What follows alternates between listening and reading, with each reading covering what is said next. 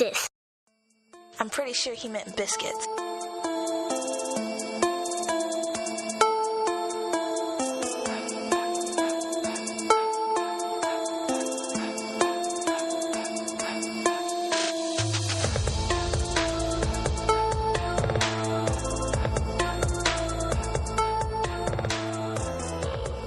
And I'm back.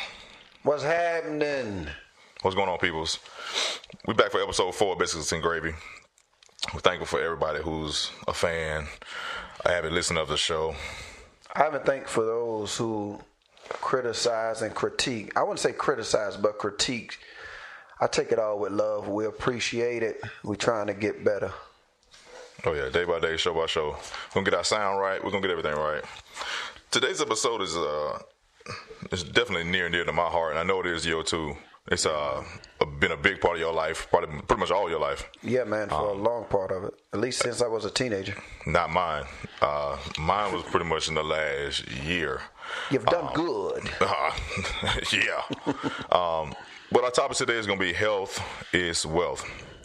And there's been some staggering statistics, some staggering changes amongst the nations, amongst minorities, people overweight, obese, dying from diseases that could potentially be avoided. Like, you Absolutely. know what I mean? Or at a minimal, prevented.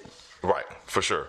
Diet, exercise, these things have to change. A lot of these behaviors are learned. You learn from the people that you grew up with or that raised you. So you eat your collard greens with bacon, fat, back, and lard because your great-great-grandma And ate hers because it tastes real with good. fat, back, and lard. What was that? And because it tastes real good. Yeah, right. Exactly. A lot of times fat tastes great. Sure. But it'll kill you.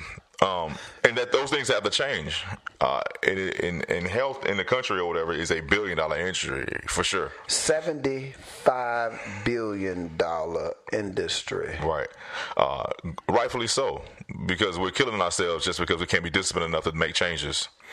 And of course, every time we start a show, whatever our topics may be, we start with some stats so that we can kind of hit you over the head up front, and then we can break it on down to how we can, change things. And these are personal opinions, and we're looking for people. We're looking for everybody, whoever's passionate about the topics that we have, contact us.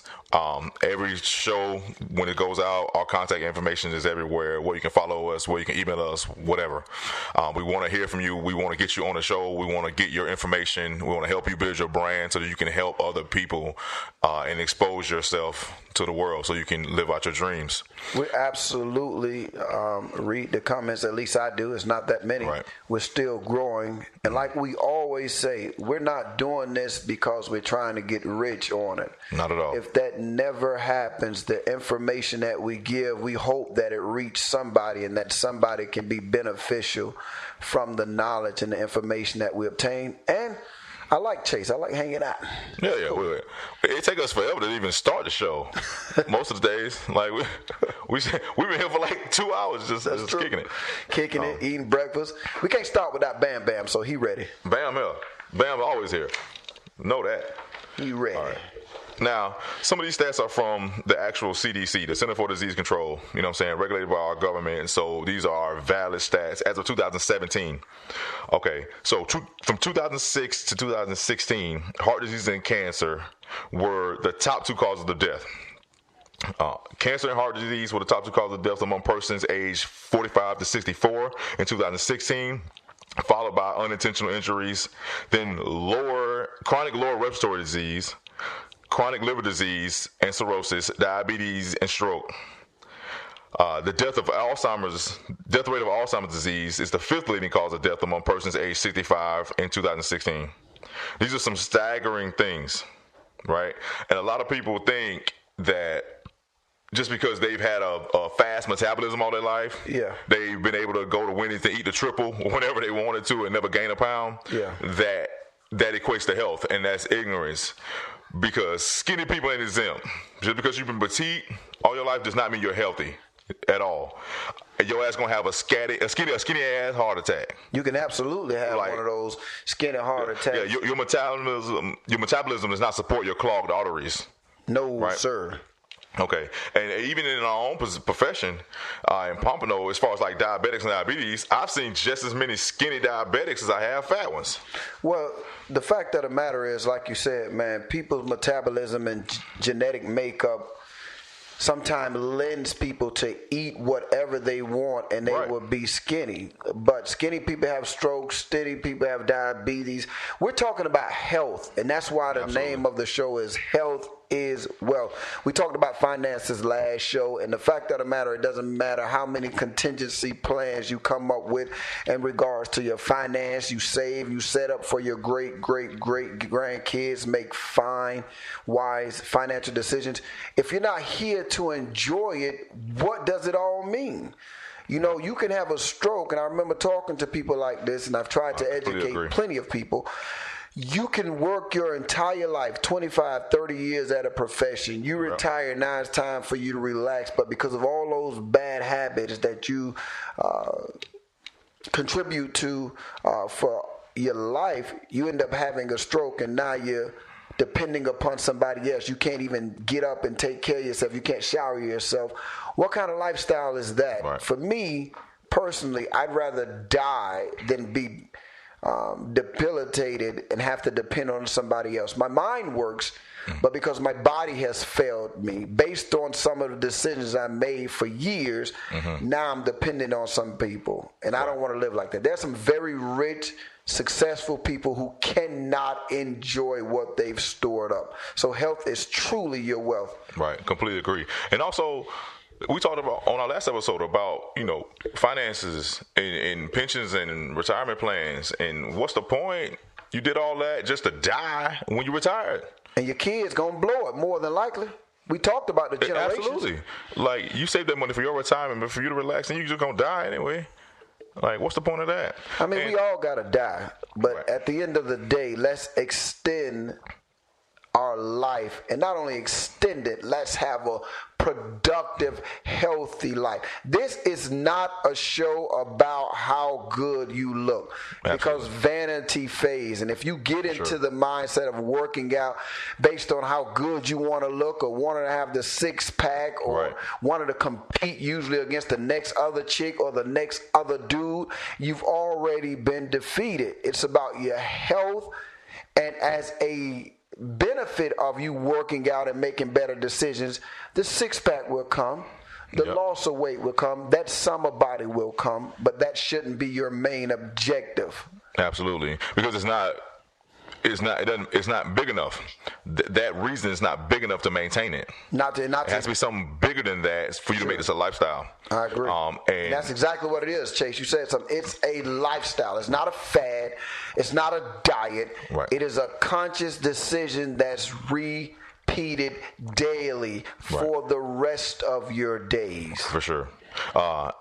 And to give a little bit of transparency, I am the official Fat Boy spokesperson. Straight up. Used to be.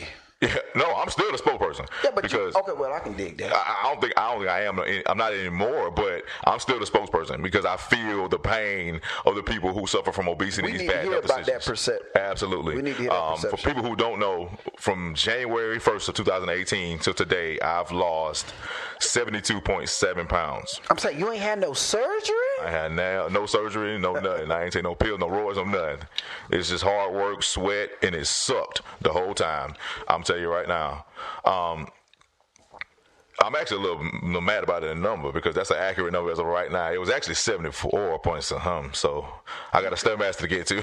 So you tripping over 2 pounds? I'm 1.8 pounds? Man, 2 pounds is like, that's 2 weeks. Well, you're healthy. Yeah, that's 2 weeks. You doing it right. I never thought about it that way. 2 weeks. I'm like, it could be water weight.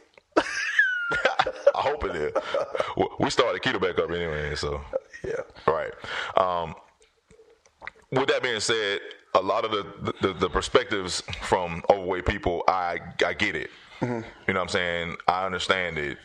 And we're going to get more into that as we go on with the show. But trust me, you'll get enough of that. And I got some words for you trainers out there who you know what you're doing, but you don't know what you're doing. Right? All right. So our first question for the show is going to be, what's the biggest reasons or excuses for people to not work out? Why are people not working out? And some of the things we came up with is, one, I don't have the time to do it. Right. Society doesn't allow most adequate time to work out routinely. You got work, you got your kids, you got school, you got relationships. People don't have the time to do it. But I tell you what, I heard this before. If something is important enough to you, you will make the time for it. For sure. Now, let me talk about, people sometimes trip by the fact that I get up sometimes 4:30 in the morning, and I work out usually around 5:30 in the morning. Right. I work out before I go to work, before my shifts. I get up 4:30. It takes me an hour to get to my job from my home. I go to the gym, then I go to work. I started this because my kids were young, and only time I had to work out was before they woke up. Right. And now that discipline has become habit. I made a decision, and I found my health was the most important thing, so I'm going to make time for it. Right. And not just the physical aspect for me, it's the mental aspect that we don't. My stress is alleviated once I'm worked out. My mind is cleared. Right. I feel better. I'm more energetic throughout the day. Energy is a big thing. Absolutely. And the more you work out, once you get into that routine, you will find that you have more energy, which equates to you accomplishing more. Right. Especially as we get older. Another thing is that people say it sucks. It hurts. Yeah. It sucks. Working out is not fun for me, Chase. People's like, yo, you enjoy working out. I don't enjoy working out. I'd rather not. I have to work out, and the benefits definitely outweigh the alternative of not working out. Right. So, yeah, with the time and how you said about society, is your work week kind of doesn't coincide with you being able to work out whenever you want to, or building a routine. Typically, from a lot of people, we are blessed with our schedule. But my thing is, it doesn't matter. You have to put it in somewhere, whether it's early in the morning, after work, whatever it is. You gotta get used to getting it in there. It has to happen. And then also your kids, like. With your kids have their own schedule. Not only school, but you have basketball practice, football practice, softball practice, this club, that club. My daughter's going to DC this year. We have meetings for that. You know what I mean? All this different stuff. So not only do I have to do my own work schedule, try to make my own workout schedule, I got my children, and I want to spend time with them and maintain my relationship with them, my relationship with my significant other, your wife. You still have to date your wife. Absolutely. You're married, but you're dating your wife actively. You have to. Right? And you have to build in time for that, right? So for you, and it makes sense, right? You have 4 children. Yep. One, your one oldest is an adult. Yeah. But you just had to go there and spend a whole day with her in Daytona. Right. Had Absolutely. to fly back down to a football game. Right. None of that would have been possible if I did not have the energy. And my energy is directly correlated with my workout. Oh, and by the way, I worked out that morning before I did all that. Right. It's work and work and work and work. It just all kind of combined together, right? So, and then, the pain, right? Especially for people who deal with obesity or whatever, being out of shape or haven't worked out in a long time, or were in shape once and then let themselves go, or whatever you want to say. It doesn't matter. Joint pain, back pain, but even non-musculoskeletal pain, meaning that it's not my knees that's hurting, it's that my chest hurting. Yeah. Like, my heart hurt doing that workout. I don't want to do that again because I have a fear. But a fear of failure, right? I start this and it sucks so bad, and I have to do this just to, get myself in shape, to drop this weight, to make this transformation or whatever. Like, I'd rather not even fail. Right, I'd rather just keep doing what I'm doing. People know me as who I am. Hey, accept me as who I am. You know what I'm saying? That's a big excuse. You know what I'm saying? But you know what? Just to talk about that a little bit, accept me as I am. There's this new trend, especially in the black community, as it relates to people, especially women particularly. You thick. Yeah. You look good. Embrace, love who you are. We're not telling you not to love who you are, but I'm going to go ahead and say it. Some of you thick women are fat. Y'all ain't thick. You are fat. You fat. And you out of shape. Like, that's the bottom line, man. Y'all around here looking, trying to waist train yourself up. I want you to love yourself, but on top of, and more importantly than loving yourself, you need to be healthy. Right. I'm just big boned. Listen, yes, some people are genetically bigger than others. Right. But you ain't big boned, you fat. Yeah. And if you trim that fat, they'll see your real bones. I just got to keep it real, Che. Hey, I feel you. Thick. I'm thick. Right. Oh, you fat. Well, so, yeah, acknowledging that is not an easy thing. No. Like you, especially if you've dealt with this, like you've been called fat before, and it wasn't a fun thing, right? So, I've been called fat before. Somebody called you fat? My nickname is Chubby, man. When you was fat? We'll talk about it later. The hell you talking about? Get the hell out of here, man. When I was a baby. Whatever. And another thing is with people who are trying to get themselves back, they're trying to change and they're trying to like have a different sense of self or whatever. I am literally coming after you. 6-pack. I've been ripped since I was 6 ass trainers. Say it again, Che. Yeah, you've been ripped all your life and you've been shaped all your life or whatever. Now you're gonna try to train a fat person. Get out my face. You know what you're doing, but you don't know what the hell you're doing. Right? Pain you causing. You need some chill in your life. Right? The light workout for you is the worst day of the year for the fat boys. Man. I'm telling you right now. You said it was a light workout or whatever. Yeah, it's your job to push people. Yeah, it's your job to expect for and demand more from people. But when somebody comes in and they ain't been in the gym in years, you need some chill, bro. Chill out. Chill out. I mean, bring that's it on a valid back. point. That's a valid Bring it on back. This is not your workout. This ain't about you, bro. Yeah. Right? So the first step, if somebody comes to you trying to change, you have to give them a reason to come back to see you. Right? The change has to start up top in your head. You got to commit to, I want to change about myself. I'm going to pay for this gym membership. I'm going to do whatever it is. And I'm going to get in here and we're going to do something about this. But if you take them and put them through this grueling workout, if you calculated all these calories and what they need to eat and what they need to do or whatever, and they just got to you, I'm discouraged as I don't know what. And I don't even feel like going back to do that. And not to mention, man, they're just intimidated. Right. Most of the people in the gym, most are in shape. Yeah. So as soon as they walk into the gym, they're intimidated. This is not me. This person looking at me. So that's a valid point that a lot of us don't think about on the other side. Where I may be like, oh, this is light work for me, but you're literally and physically thinking you are going to die after this. And I should be mindful and empathetic of it. I actually empathize with people who are overweight and struggling and get into that roller coaster because I understand that food is an addiction and sugar just like heroin. It's comforting. It's what you turn to when you're bored, when you're emotional, whatever. You turn to food. It makes you feel better. Food is good. It is what it is. Good. It tastes good. The fat back that we talked about, you put it on your collard greens because it makes it great. Absolutely. Like that's when my collard greens get cooked slow in ham hocks and whatever. You know what I'm saying? That's for all my southern folks out there. You know what I'm saying? Shout out to Albany, Georgia, Newton, Georgia. Even down in Pompano. Yeah. I can absolutely relate. Right. And then there's another aspect to it that I feel like a lot of trainers don't see, right? Once a person's done with the workout, you feel like you did them a service, you've done well with them, they've made strides, they made improvements, they've gotten some out of the workout, and they've just started this journey. You don't see what happens when they leave the gym. They are literally walking out of the gym thinking about an excuse not to come back the next day or whatever the next session, or whenever the next session is. Because they got in the car and they were so exhausted. Yeah, they burned a lot of calories. Yeah, they did well. Yeah, they made it through it. But I'm so tired I can't finish my day. I have other stuff to do today. I have to either go into work now, and I'm so exhausted that I'm not even hungry. I just want to lay here. I need to sleep. My body needs to recuperate. It took almost everything out of me that I had stored for the entire day. I just spent it all in this workout.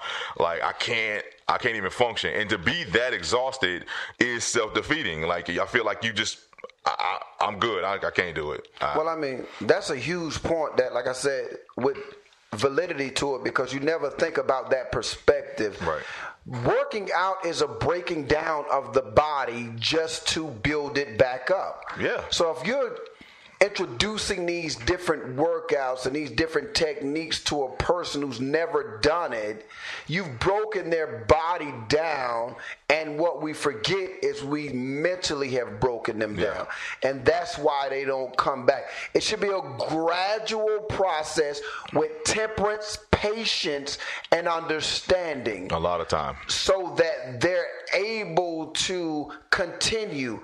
And positive criticism and reimbursement, because this is a mental thing first. I talk about the mentality all the time, because everything starts in the mind. In fact, mind, body, and soul institution, I'm just shouting out my ministry, MBS, but it starts as 3-part. If mentally you cannot perceive this thing, you will not accomplish that task in the physical form. So with all those hiccups, what are some of the things that we can do to address some of those things so that more people are in tune to working out? I know it's not a question, but some of the things that we can address. We talked about some of the pitfalls. Oh, you mean it's a question for like trainers and people to ask themselves, like how can we incorporate that into what our end goal is? Yeah, because I think a lot of trainers are so in love with themselves. Right. They're more concerned about what they're doing. Right. I was to the gym this morning. Tunnel vision. Every morning. Yeah, absolutely. But and then also narcissistics, man. These cats working out and doing all this, putting on for these people. There's a lady at my gym. It's 2 ladies. They've been working out. I've been working out at this particular gym for the last 3, 4, 5 months, right? Yeah. And I have seen them come religiously, and I know they're paying this trainer. Now, this trainer's in nice shape, but I know evidently that he's roided up and all this kind of stuff. That's what he's doing, and we'll talk about that in a minute, too. These women look the same from the first day from 4 months, and they keep paying this man. Yeah. Ain't making no progress at all. Because they're hanging out. That's all they're doing. His money is his pocket is getting fatter. They're hanging out. He's telling these people something, but he does not care enough to give them a plan when they leave that gym. Right. You know what I mean? I make it very simple. In order for you, and there are a bunch of diets, there are a bunch of things. In fact, like I said, it's a $75 billion industry to dying fat.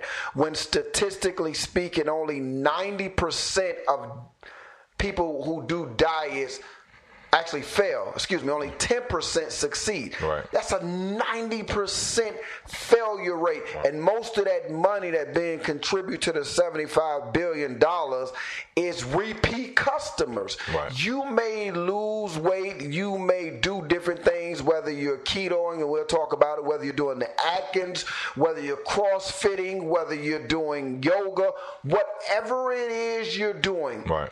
I can put it in the simplest terms. You have to burn more calories than you intake. Right. And whatever avenue you take to do that, that's what's more appropriate for you. And even the people with the joint pain and all that, I was talking to my mom who has arthritis. Get in the pool, man. Yeah. Swimming is no impact to low impact, and it burns tons of calories. I say that to say this. Any body can work out. It's just finding the right workout that benefits you. Right. Yeah. Giving my personal testimony about the last year and everything that I went through, all the grueling time I spent in the gym and dieting, working out, and all that stuff. I have seen some of the same things. I've literally seen people come into the gym, and I had already lost, say, like 50 pounds. Yeah. And they had just gotten there, and they are working 10 times harder than me. I'm like, they're not coming back, man. Like, that person will not be back here. It's almost impossible to expect me to go through this every time I come in here. I don't want to do this. I'm working less than them, and I've had great success already. And I still sometimes I want to come back.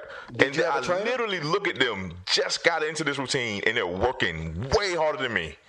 I'm like, it's just setting you up for failure. It's a build-up process. You can't come with nobody, expect them to run a mile where they've never ran 50 feet. Right, exactly. You can't do it. And another thing is about diet. You have to understand that a diet is not something that you found online. A diet is not a ketogenic diet. A diet is not Atkins. They call it diets. It's been marketed as diets, but your diet is what you take in every day, no matter what it is. Even if it's bad, it's your diet. Yes. Right? The ones that you see advertised and people that make money on and stuff like that, those are tools.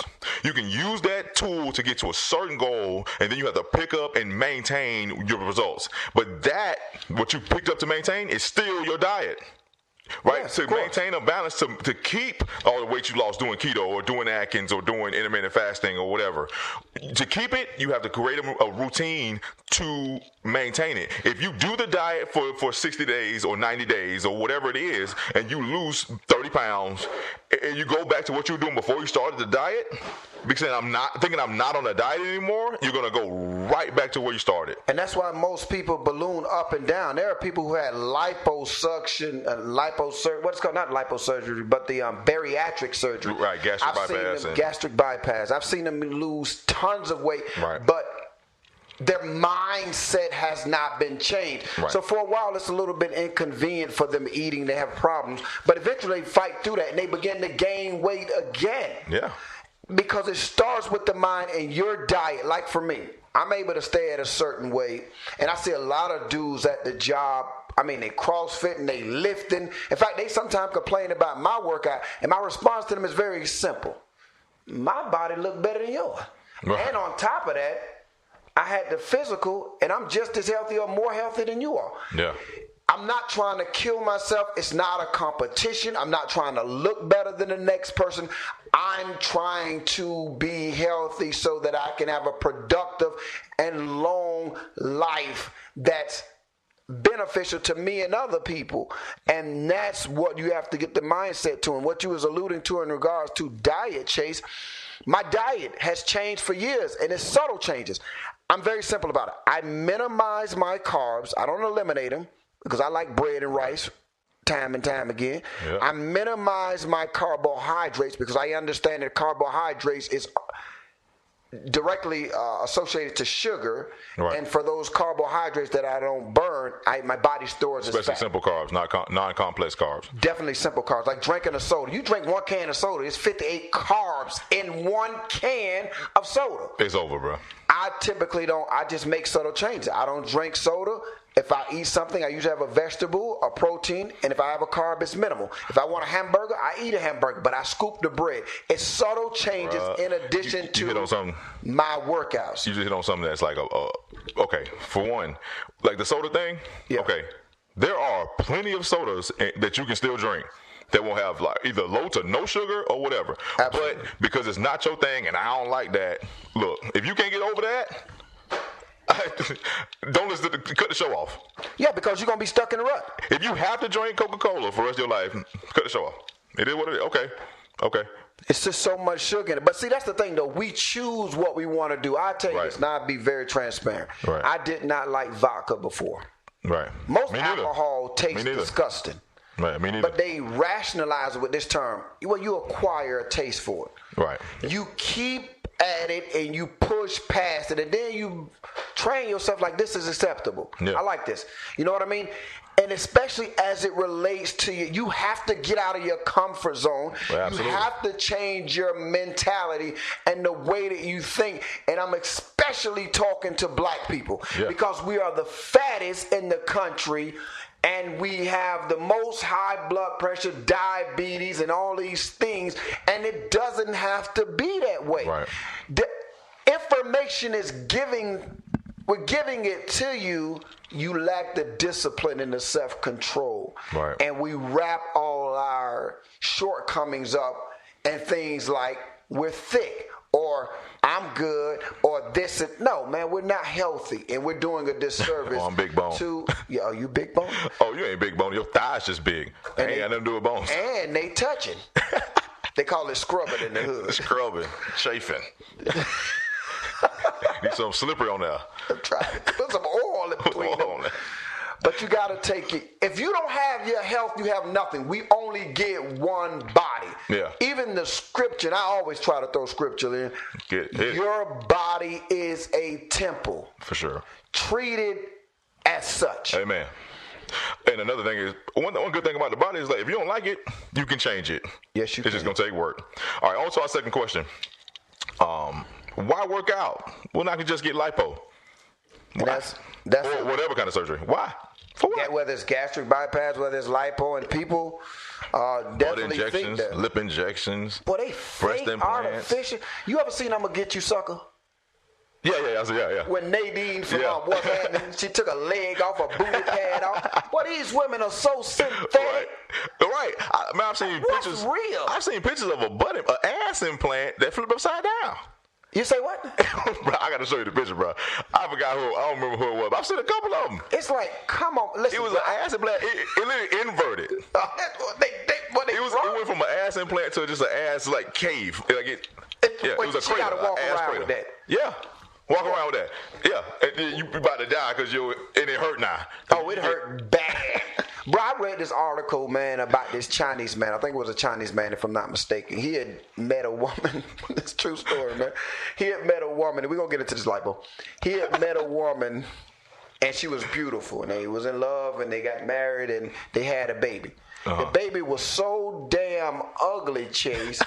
So he like, I don't understand it. I'm not bad looking. Like he couldn't wrap his mind around it. Right. You're not bad looking. Why is this baby so ugly?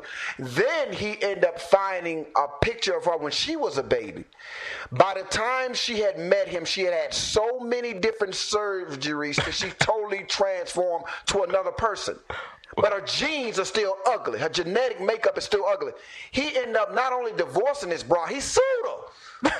This is a false misrepresentation of what you look like. This ain't real. Right. You coming to me looking like this here, you bras need to tighten up. Can you imagine you meeting them at the club, you thinking it's about to go down that night, and you come on, she got to take her waist trainer off, she got to take her wig off, her eyelash off. This broad is unrecognizable. I mean, I just got on the. You already take your hair off. Your hair on the dresser. Jesus, man, this ain't right. But remember, it wasn't too long ago. It was like some aftermarket stuff. I know some people got in trouble for it, got arrested or whatever. Like women were actually going to dudes or whoever and getting fix-a-fat put in their ass. Listen, what's-it-called said she went into a basement. Cardi B, the first time she had butt implants, went into a basement. A woman in New York and had it done there. In a basement? A basement. In a basement? Put them in your ass? But that speaks to the psyche of people, man, and it's sad. But we talk about, I mean, it's sad, but we talk about why workout we can get lipo. One, it's dangerous, man. Yeah. Every time you have surgery, no matter how minute or minuscule you think it is, if you have to go on anesthesia, that is a risk of death. It's increased. Right. Not about the, and what about infections? What about all these things you're prone to when nothing can substitute hard work and discipline. People tell me, "Oh, Lynn, you look good, you lose." Like, I'm busting my behind religiously and continually.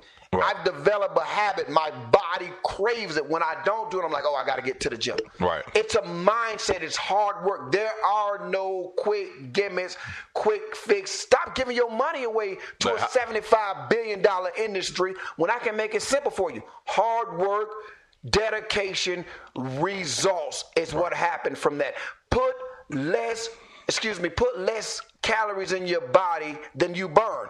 Right. Be active, move around. When people ask you how do you do it or how did you do it or whatever, sweat, damn it. Like, sweat. It hurt. Hard work. It's terrible. I'd rather not. I'll say it again. You want to work out? Yeah, I'm going to go work out. I'd rather not. No, I'd rather. Many other things I can think I'd rather do. Chase, you saw them 2 donuts sitting on my counter right now. 2 donuts. I ain't touched that one of them. I want to eat them. A year ago? I like donuts. You left your donuts out here. Would have been trouble. Oh yeah, it's trouble. Yeah, they glazed too. They look like they're not Krispy Kreme, but they look like it. No, but and that'd have been close enough. You don't buy Krispy Kreme because apparently those Publix donuts taste better than them. Real? I wouldn't know. I ain't had a donut over here, probably. No, I ain't been that long, but I had a donut. One time for Dandy Donuts. You don't know about Dandy Donuts. I know. I had a Dandy Donut last shift. But mind you, I went swimming for that morning, and then even that night I worked out again. Right. So you bought that donut in 2 ways, right? Absolutely. In fact, I ate the donut, and you bought it with your exercise. Thank you. In fact, I had room for it. That didn't affect my body at all because I had burnt so many calories prior to. Because you bought it. I paid for it. The right I burned 1,000 calories. I can eat this damn donut. I literally burned at least 1,000 At most, calories. my net's going to be 0. That's my point. I won't gain a pound. Right. So and then also we were in the, like we talked about this before too, the instant gratification. Yeah, if you go to a doctor, instantly I come out of there looking like a supermodel. Boom, done deal. I heal up a little bit, give me 3 months or whatever. Now I'm at the beach or whatever with nothing on. Butt naked now. And I've been looking at them, right? And I was 40 pounds overweight 3 months ago. But you know that mentality hasn't changed. Right, it hasn't. We're coveting things that we see other people do. Even the people who actually do the hard work to do it. They actually are in the gym. They're doing their thing. They're doing their consistent workouts. They've been doing it for years. They have the six packs because they're doing ab workouts daily ab routines. Because it's a lifestyle. Even if I'm not in the gym, I'm doing an ab routine at home. Right. So I do over 150 push-ups a day. Last year, one of the things I did to challenge myself, and we'll talk about that too. I came with multiple things to challenge myself throughout the journey. I did 150 push-ups for 150 days. That's a long time. That is a long. That's a long But those time. results are awesome. Right. I was like, God, man, even towards the end. But one thing is, when you keep track of streaks like that and you challenge yourself, you'll get to a certain point where you be damned if I'm gonna break it now. Like I got to 75 days of doing 150 push-ups. You think I'm committed? Miss one? I'm committed. I'm gonna get to this 150. And the results, man. You talking about instant gratification. I'm talking about when you bust your behind blood. Right. Sometimes you sneak up on yourself. I make a joke with my kids sometimes, but I'll be dead serious. There are sometimes I'll walk past the mirror with a Mary J. Blige song. Oh. And I see myself like, well, God, dog, boy, you did some things. And I intentionally walk out the room to my old lady with no shirt on. And she just ignored me. Y'all past that point. Like, that don't mean nothing to me, man. Like, I ain't going nowhere. Whatever. No, we locked in. Whatever. Get out of my face. So, yeah, man, spending money with doctors doing these different things is just a cheat sheet, and it's a way to compensate for your laziness. And it has to be laziness. It's laziness in a multitude of different ways. It's not only working out, but actually cooking for yourself, preparing your own meals. It takes a lot of work and effort, too. And it takes a lot of money sometimes, too. Mm-hmm. So with monetary things, you can do it if you cut back on certain areas. Cutting back on something else, you can give yourself the money or a bigger budget to be able to eat a certain way, healthier things to get you to where you want to be. And then the laziness of actually preparing your meals, cooking it goes back to the time we talked about. It takes time to do all that stuff, to prep meals every day. Or for me to do a keto diet, I'm not putting my children on a keto diet. No. Right? So what they're eating is not what I'm eating. So sometimes I had to do double cooking. I had to cook what I'm eating, I had to cook what they're eating. Right? Welcome to my life. You see what I'm saying? It's a lot of work. So you have to get over that laziness. But once you start getting that results that you talked about, right, that's what'll keep you going. It'll keep you getting after it. You know what I mean? I mean, it's just a fact. And it's like you said, it's not just physical laziness, it's a mental laziness. When you create the obstacle before it even manifests in the physical form. Yeah. What do you mean, Roberts? Oh, it's going to be so hard. It's going to be this. You've already created a stumbling block in your mind that will not prompt you to do it. You've already killed your passion for it. I wasn't born working out. No. I wasn't born for this. I have trained myself so that this is what I do for the rest of my life. As long as God has given me the ability and the movement of my extremities, this is what I'm going to do. Right. And that's the mindset you have to take. And also, it affects your children. Your children learn more from not what you say, but what you do. If I come from a father or a mom who works out regularly, then I'm more prone to be active and working out because that's all I saw. Doubt. Let's change a complete mindset. Right. I think I'm gonna coin the phrase. I thought about when you said that because when you said you're when you get worried about what it's going to be before it even happens or whatever, and that's pretty much the definition of anxiety. You're worried about something before it even manifests. That is exactly what it is. Your mind doesn't get the rest because you're worried about something and you don't even know, or you thought it into existence like, oh, I know what's going to happen. You don't know what's going to happen because you're really not in control. We know who's in control, and it's the great I am. You better believe me. So I'm going to go ahead and coin the phrase now from Biscuits and Gravy. We're going to help you get over your transformation anxiety because you thought you want to do a transformation, but you're anxious about what it's going to take to do it. Yeah. It don't even matter. Right? It doesn't matter. You have to do it. It must be done. That's the kind of attitude you have to take. Just like you and I were both working out, going to the gym, it must be done. Has to be. Right? It must be done. I work out 4 times a week, no matter what. Period. I have to do it. It's not an option. You have to see it as not a luxury. It's something I need to do. But it starts off with your mentality, and I keep harping on that. It's not I'm working out because I want to get a six-pack. It's not I'm working out because I want to get into this wedding dress, and women do it. It's not because I'm working out because I want to be bigger than the next dude. Let me be clear about this, man. And on the level of transparency, men check for men too. They look at other dudes like, dog, he big. I want to be bigger than him. They may not acknowledge it or say it out loud. That's why steroid use. And let me tell you, why in the world so many people I know at our job first line about taking testosterone and steroids like I can't see it. Second of all, why you taking it and you ain't even no damn athlete? Like what? It ain't. I can get it when you an athlete. You gotta compete. You ain't. It's over for you, bro. You married. You got 4 or 5 kids, and then I came to one reason. It screams of self-esteem issues and insecurities. Right. Change your mindset. You're not competing against anybody. You're trying to be healthy, and all that artificial crap is not healthy for you at all. You'll look good, but the side effects that come with that. If you just work hard and get at it, you'll be fine, man. You'll get it, for sure. Hard work and dedication, like the money team, Floyd Mayweather say. Money team. And also with the whole lipo thing and getting these surgeries and these different procedures done in your body, it creates a habit. It's habitual. If you are, blessed to find a doctor that does what they consider good work, and some of it is good work. You're like, man, you went up under somebody's skin and did this or whatever, and they will no longer look the same, right? Okay, it is an art to it, and it is a craft. If you find a doctor that's done good work or whatever, once you see that good work, it just creates an habitual thing. Oh, I got this done. Oh, I'm gonna go back and get this done too. I wonder what I look like if I get that. If I do this, they can't even afford it. They do it. They do care credit and all. Right. You know what I'm saying? And it creates a spiral, you know what I'm saying? And it's just this escalator that you can't get off. You know what I mean? It's just like eating food, and food is a habit. It's habitual, you know what I mean? Or, not exercising can become a habit or whatever. Anything can become a habit if you do it long enough. This will be too. You'll always be looking at what you can do next. Or even taking your money and making special savings to do it. You know what I mean? And that's kind of asinine at some point. You'll take the food and the education, in essence, out of your children's mouth for this self-gratification that's only temporal anyways. Right. Unless you put in the work, man, I keep saying it because there's no excuse for it. We can tell you so many different facts. We can give you staggering statistics, and they're true. Right. And my wife came to me not too long ago, and she was shocked, but I had researched this and read it. Right. Even young women are dying of heart disease. It's bigger than having a six-pack, man. It's bigger than having a nice butt. Most of them bras can't get no damn husband, no way. Or at least keep them. It's about your health. It's about your health. There are women there are having heart attacks. It's on the rise. 30, 35 years old, Chase. Yeah. My wife just was treating this woman who was brain dead because she had a stroke. And my wife is 35. I'm sorry, she's 34. And the woman was younger than she is. Yeah.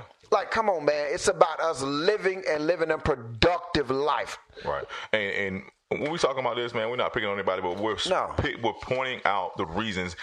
And I'm telling you, I'm qualified. These reasons that we're talking about were my reasons. Like, they were my reasons. I had to get rid of them. I had to have a change of mind. I had to do whatever I had to do or whatever because I had to make changes. And I had tried before. And I'm telling you right now, I never gained the success I gained until I invited God into the process. Praying over everything that I did, even before starting and wanting to make a change in my life or whatever, kept me and made me go the distance. I had never gotten this far. I had lost a bunch of weight before. I had lost 30 and 40 pounds before and put it all back on or whatever, but I had never invited Christ into the process. And once I did or whatever, I'm here today and I'm telling you, I got the 74 pounds dropped. Right? And able to figure out ways and learn a lot of stuff because I was able to isolate what I was losing. Right? I didn't want to just lose weight, period. Because doing certain things, you could just lose weight and it could be anything. It could be muscle, it could be fat, it could be water weight. I wanted to lose fat. I didn't necessarily want to be a small dude walking around here. So I found ways to make sure my body would isolate the weight that I was losing. Right? I don't want to just lose everything. Right? I'm not trying to look like I'm Ethiopian and I'm running, long distance marathons. No. I ain't a marathon runner. Right? You know what I'm saying? I hate running. Running is terrible. That's why we both do stairs. Yeah, I don't run. I'd rather do stairs than run. Some got to be chasing me for me to run. Right. Yeah, like the rock right down the street. That'll do it. Right. So going forward to our third question, and it may be probably the most important question is probably why we left it for last. We want people to remember these things. We want people to contribute to these things that will help with this question. Okay, this the biggest question, probably for anybody, is what are the most important steps to starting the transformation? Getting started is one of the hardest things to do when you're trying to do a weight loss journey, a health change, a family health change, including other people in it. Whatever your plan is, the beginning is probably the most important thing. We think about the results and what we want to get to, but how you start, it completely dictates how you finish. And the fact of the matter is, and I know that Chase going to hit a bunch of points, and they're valid, man. And him and I unanimously agreed on this first point. It is a change of one's mind. Absolutely. You have to be mindful and change and be like, I'm committed to this process, not for the summer, but for a lifetime. Right. And it's not about how I physically look, because that will be a result of the hard work, but because I want to be healthy for myself and my family. Right. Health is truly your wealth. When your body fails you, you cannot accomplish nothing. In fact, you become a burden. And before you get in this, I'm going to share this little story. I remember there was a story about this woman. We was running calls on her, probably before you got hired, I'm not sure. But she was so fat, we would run calls on her regularly, not because we wanted to take her to the hospital or could physically take her to the hospital. She's about 700 pounds. It's because she had an aid. The autoloader don't even pick that up. 700 pounds. The autoloader, I think that's... No, it's gonna stall out. We literally had to roll her over just so the lady can wipe her behind. Wow. This woman was so big she could not wipe her behind. And listen, man, this woman wasn't always like that. And I said, how the heck did this happen? It started from a broken heart, and you spoke to her comfort. She kept eating. But then people... they aided in her death. And they aided in her death. Yeah. She was not physically able to get up and wipe her own behind. Right. If you can't get your food, somebody will give it to you. And they said, well, she won't eat it. I said, if you bring this woman a diet portion of food enough, she'll be hungry enough where she'll eat it. Right. And it would start her healing. That woman ended up dying and had to be cut out of her doggone, literally cut out. She couldn't fit through the door. Yeah. So that she can be transported. I've seen that with my own eyes. I've seen some stories of they had some of the shows or whatever, My 600-Pound Life, whatever, where they had to bring in bariatric, EMS units to get people out. She couldn't fit in that. A specially fit rescue truck for these people. But she was too big for that. And they had to, they had to take out a wall. Like that's take the wall out of the room. I mean, I'm talking about load bearing the structure of the house and cut it out to get a person out. Listen, I've seen a patient they had to transport on a flatbed, a truck, like an animal, brother. That's crazy. Sad, man. Like an elephant or something. It's almost unbelievable that a person could actually even get that big. Well, let me tell you something. Before dying, like how could you survive and get that big? How? Yeah. But your heart is working, and the people who have the sit down jobs just for a little quick thing, because our job we don't sit down much, we move around or whatever. Well, I sit a lot now, but you. Thank God for that. You have to get up. If you're working on a computer every day, try standing up. There's simple things you can do. You can do air squats. You can do calisthenics while you're in your cubicle. On your break for 30 minutes, you can have your lunch while walking around the parking lot. There is enough time. You just have to make the time and manage your time properly. If you prep your meals and it takes you 2 hours, that's 2 hours to prep your meal for the whole week. Right. That's minuscule. It's about discipline and a change of mind. And nothing is more valuable than your health. Nothing. It's worth wasting the time on that. Absolutely. So we agree with a change of mind, and it starts with the must be done attitude. I don't want to do this. I don't feel like doing this today. It's going to hurt. It's going to be painful. I don't feel like being tired. I don't feel like sweating. But it must be done. Just like you got up and go to work. You got up, you had to go to work. You got up, you had to take your kids wherever you had to take your kids. This is another thing in my life that must be done. It has to happen. I have no choice. I got to do it, and so be it, right? And another thing especially for heavy people, right? We look for workout partners, looking for people to do things with or whatever. I found that one of the keys, it is nobody damn business. right? You don't have to talk about it. You don't have to get any approval for it or whatever. You do your thing. You set your goals. You stay on track with what you want to do and maintain your consistency and build your habits. And it's nobody's business. It's your body. Keep it private. Your it's business. nobody's business. Meaning, like, if you have a workout partner, or say it's another person that, a lot of times another person that's overweight and struggling just like you're depending on them to keep up with you, to keep up with what you're trying to do, what your goals are. And sometimes, a lot of times, it's not going to happen. This moment you call your homegirl or your homeboy, whatever, it's time to go to the gym, trying to like get it in for the day, and they made an excuse. Now you should immediately gives you something to piggyback on. I could piggyback on your excuse. Yeah, man, we'll do it tomorrow, right? And even though you're supposed to be adapting, it must be done attitude, right?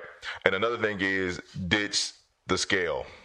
The scale will mess you up. Mentally drive you crazy. It will mess you because up. You can be losing weight, but your scale doesn't equate, because while you're losing inches in weight, you're building muscle, and muscle weighs more than fat. It's that, and it's not only you have an unrealistic expectation. You have to have realistic expectations.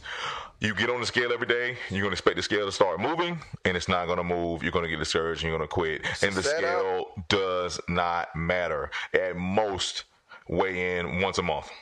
Weigh in once a month. That's how little it matters. The mindset and the routine matters the most. You get yourself into a routine, get yourself into a better diet, start being more mindful of the recipes you cook, the things you put in it, substitutions you can make. Start building a life for yourself around your health. The scale, throw it out for 6 months. Get rid of the scale you have or whatever, buy a new one in 6 months. Let that be part of your workout routine, your plan. 6 months, I'm buying a new scale, but I ain't weighing in at all, because it doesn't matter. If you keep looking at the scale, it's going to mess you up mentally, right? You'll see progress without it, because your clothes will fit different, your face will look different. In fact, sometimes people can see your weight loss before you can see it. We are our toughest critics. Absolutely. They'll be like, you're slimming out or whatever, and you just keep moving forward. Like Chase said, realistic goals, man. Set goals and understand that I'm trying to get to a goal. It's going to take time. It's going to take hard work, but I'm committed to this process, and just keep at it, man. I'm truly passionate about people being healthy, and I wanted to say this before I forget. You got to put in the time and the research, man. The internet is at our disposal. A lot of brands are saying things are fat-free and they're healthy, and it is a marketing ploy. It's not healthy. For sure. Fat-free does not mean it's sugar-free or you're not going to be. Listen, do the research, learn how to read labels properly so that you can see the results. But nothing substitutes hard work. I gave a whole class years ago on about label reading and things of that nature. But you have to take the time and do your due diligence. Right. But we're going to start wrapping this up. But we got to get through this first. This is very important. So I want to do some numbers or whatever so you can see why the realistic expectation means so much, right? It's a lifestyle. It's not a race, because it's not a race. It's a marathon for sure. Create the lifestyle. Don't worry about the journey. Make the lifestyle, and the results will come. So this is the numbers. Let's check the numbers. No matter how fat you are, how much fat you want to lose. Okay. It's 3,500 calories per pound of fat. So you got to burn 3,500 calories in order to lose 1 pound of fat, right? And you want to get all the fat off your body, right? Okay. Let's do some numbers. Okay. If you do a 400 calorie workout 5 times a week, and we're talking about resistance training, weight training, whatever it is, right? 5 times a week, you burn 400 calories. That gives you 200 calories for the week. Okay. On top of that, which is it's compounding on top of each other. So you're eating at a deficit. Say you eat at a 400 calorie deficit, right? And these are just simple numbers and stuff. 400 calorie deficit, and you do that every day, 7 days a week, okay? That gives you 2,800 calories, all right? And then if you do 20 minutes of cardio aside from your resistance training 2 times a week, and you burn 300 calories, okay? Let's give yourself 600 calories there. All of that work all week equates to 5,400 calories. That means you lost 1.5 pounds that week. So get off the scale. Look at the numbers. This is not going to be quick. It's not going to be easy. It's not going to be something that you can do for a month. There's no diet that can maintain this. Nothing you can do is going to make you lose 10 pounds next week. If it is the way you can do it, which there probably are, because I know a lot of times like boxers and fighters do stuff like that, but it's going to come back, and it's not going to be healthy. It's not healthy. It will not be healthy. You cannot maintain it. Your body will not maintain it. Your body will not understand what you're trying to do to it. No, there's no way. It will shut down on Eventually you. Right? shut down. And the biggest thing is, and it's near and dear to my heart, is the reason has to be above you.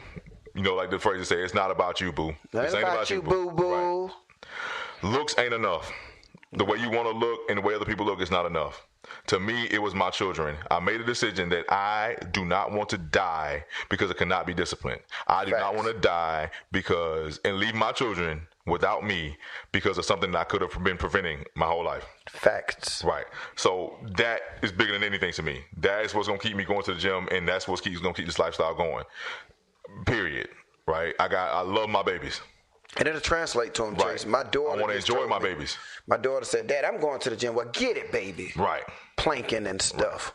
Right. And another thing about the cheat days, people look forward to cheat days or whatever. There are no scheduled cheat days. Why not, Chase? There are none, because your big ass been cheating for years. You've been cheating. You've been cheating yourself. You've been cheating your family. You've been cheating on everything. Your big ass been cheating forever. Enough. You do not get a cheat day. You cannot schedule and say Saturday is my cheat day. F that. You get no cheat day. Cheat days have to be earned just the same way you earned that Dandy Donut, right? Yep. You have to set a plan for yourself, and you put a time limit on yourself, yes, right? Sir. My overall goal is to get to this weight or whatever. I'm going to take that long-term goal. In the midst of that, I'm going to set intermittent goals in the middle of it. Mm-hmm. I want to get to this weight by this time or whatever, and keep yourself motivated to that small goal. When you hit that small goal, then give yourself 2 cheat days. There you go. Right? And then get right back on it to your next one. Right. You have to earn your cheat days, right? You're going to pay for these cheat days and sweat. You cannot just say Saturday is my cheat day. No, right? Because the whole time you're working out, whatever, I can't wait till the end of the week and I can eat whatever I want. No, absolutely not. And it also means that you're supporting your habit, your habitual things already. Because in order to have a cheat day in your house, that means you already have stuff that you just like to eat that are unhealthy anyway. Mm-hmm. And you need to remove that from your sight. You have to flee from it, get away from it.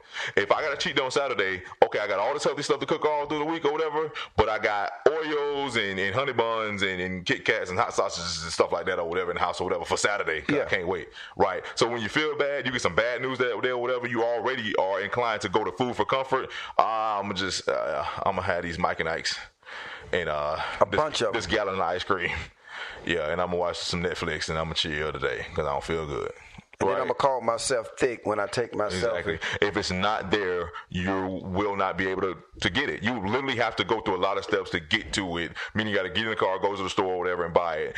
That whole time is a buffer for you to get back to yourself. Think about it. Like, I've done a lot of work. That's why I don't buy Tasty Cakes. The Tasty Cake brand butterscotch little thing, I cannot buy them because I eat the whole box. The whole thing.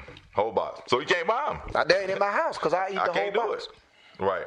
And also, you have to make yourself accountable. Like, and we're going to talk about this now. I wrote a couple different beginner's guides for a couple different reasons. Shout out to Chase writing books. Right. And they're published on Amazon, and I'm going to post the links to these. Everything that I did to lose this weight or whatever is in these books. I was doing a lot of research on these tools that I call them, these diets or whatever, fast, whatever it want to be, whether it be intermittent fasting, keto, high intensity interval training workouts. I've written a beginner's guide on all of those because I was getting so much information that did not pertain to me. It did not matter to me. I wasn't writing a thesis on weight loss. I was not trying to become a dietitian. Mm-hmm. I was not trying to become a trainer. I didn't need to know all the stats. I didn't need to know, I didn't need a workout plan where it was like, okay, it was that rigid where I got to do this many sets to this many sets to that, eat this today, eat this. No, I didn't want all that. You just wanted results. Going to be helpful for me. You wanted results. I wanted results, and I wanted something that I could stick to that would help me out. So what I did was all the stuff I was reading, videos I watched, I just cut out a lot of the bullshit. Right, and I put it in these books. The reason why I was writing it while I was doing it. So I read, it's called A Tiny Book on Ketosis. When I was doing keto during last year, that's when I wrote the book. It kept me interested in what I was doing, knowing what was going to happen to my body, knowing what to expect, keeping me accountable because I was actually doing something that was not only I was physically seeing, but I was mentally engaged in the process of it and what you could eat, what you couldn't eat. And I found that everybody's different. There's golden rules to keto. Golden rules that give you certain amounts of what you should not have every day. But I found that for me, certain things I didn't even have to concentrate on.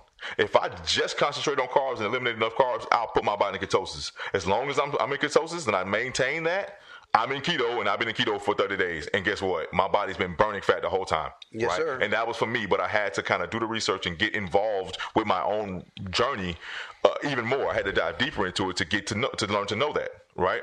Also, when I was writing these things, at first, it wasn't even to publish it. I was just doing it for myself. I found out about Kindle KDP, learned how to do it. I got my book covers done. I made a book series or whatever, a tiny book, whatever, right? And this will be posted too with my links. If you want to know what I did, everything I did in these books, you can email me, holler at me, whatever. We can talk about and it. I'll trust help you through me, I'll give you what I did. I don't know. It worked. That's all I can do. If you want to do some research on something that I haven't done anything on, I'll do it with you.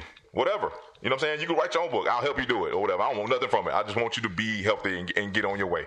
Right? Genuine. Another thing is, by publishing the books, when I decided to do it, it kept me grounded in my new life, because I don't like failure. I don't like looking like a failure. I refuse to fail. Pretty much anything I've pretty much ever started, especially academically, anything, if I've started it, I'm going to finish it.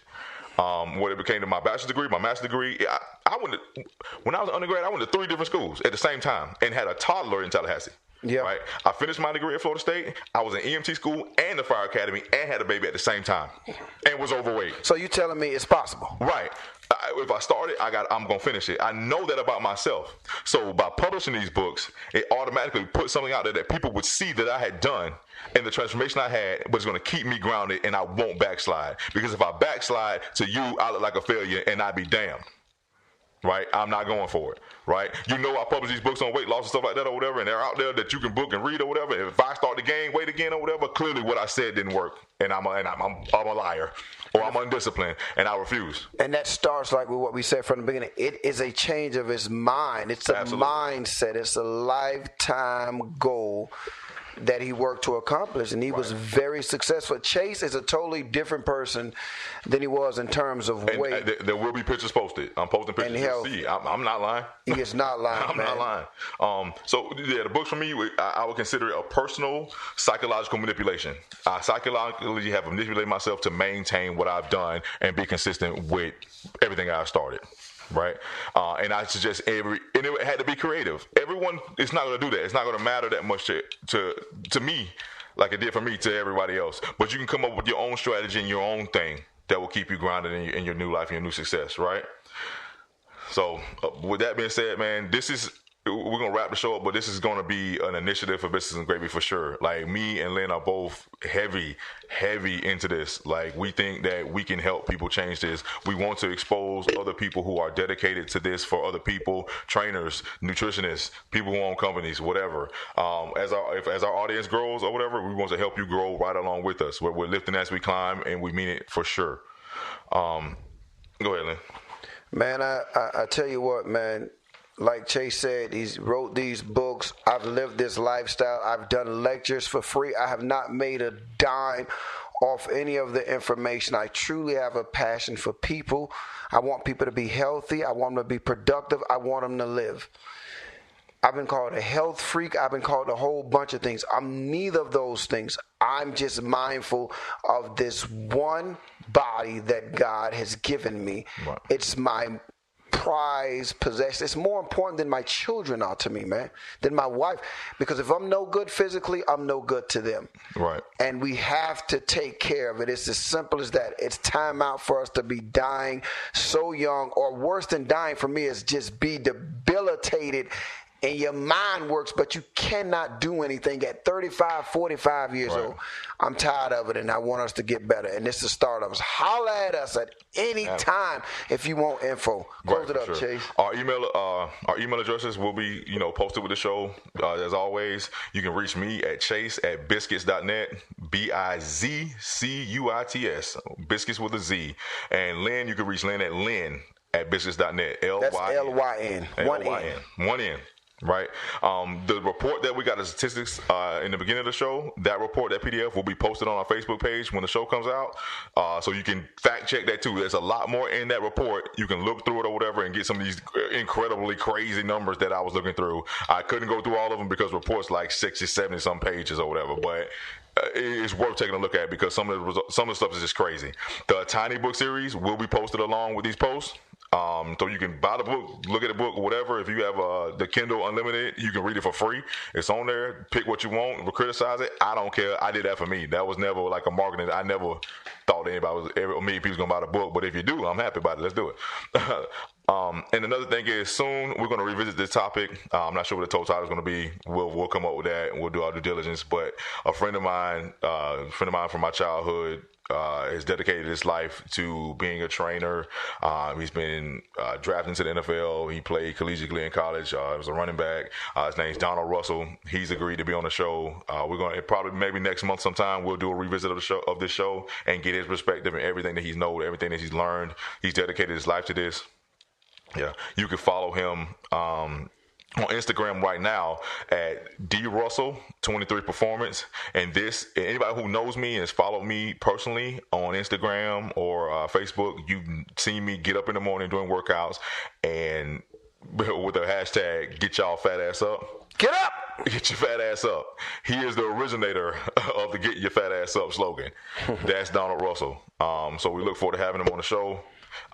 And just like each and every time we do the show or whatever, and I actually forgot, I think, the last show, but I want to remind you, the closing remarks of the show will always be the purpose of the Biscuits and Gravy podcast, the Biscuits and Gravy show, and that is for the glory of the Lord, period.